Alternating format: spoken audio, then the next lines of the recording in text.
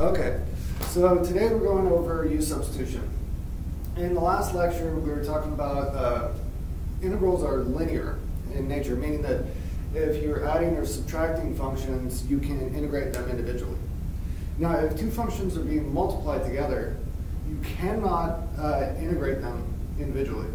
You have to use some type of technique. Now, in Calculus 2, you'll learn integration by parts, which is one of the most important techniques of integration. And that's a way to kind of work with the product rule in reverse, basically.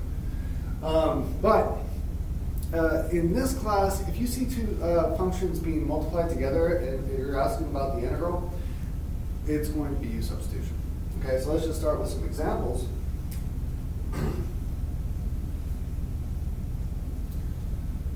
Okay, so let's say we had the integral of e to the x cubed multiplied by 3x squared dx.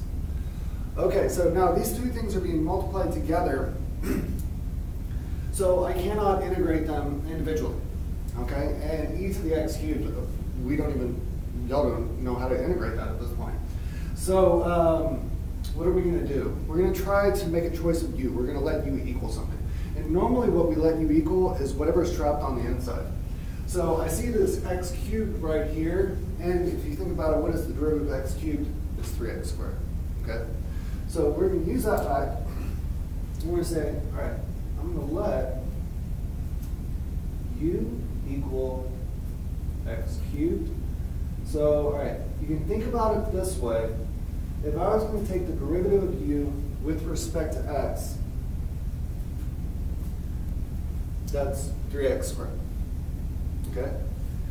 Now, what if I just move that dx over to the other side? Okay, so I see that right there I have a 3x squared dx, and right there I also have a 3x squared dx. Okay, so what we're going to do is we're going to replace the x cubed with the u, and we're going to completely replace the 3x squared dx with a du. So this becomes the integral now of e to the u du. Okay, so this is what U substitution does. It takes something that is overly complicated, you do a substitution into a new domain, and then you integrate within this domain. And you have to go back, but not definite integrals, just indefinite ones. So now we have an integral of e to the u with respect to u.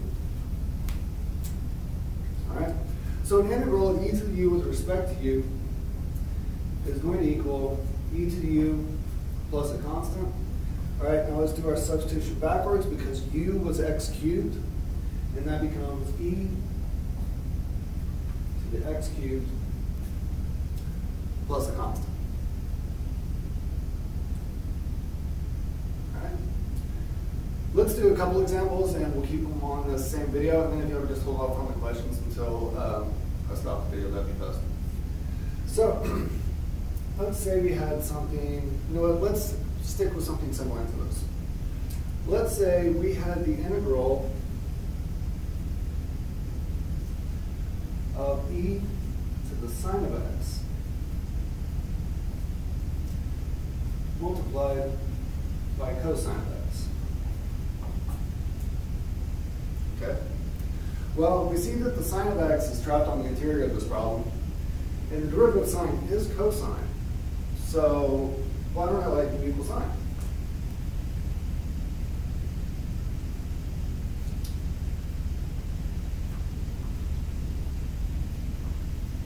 Okay, and that means the du would be cosine of x. Yeah, so you'll see in a second these are very similar problems.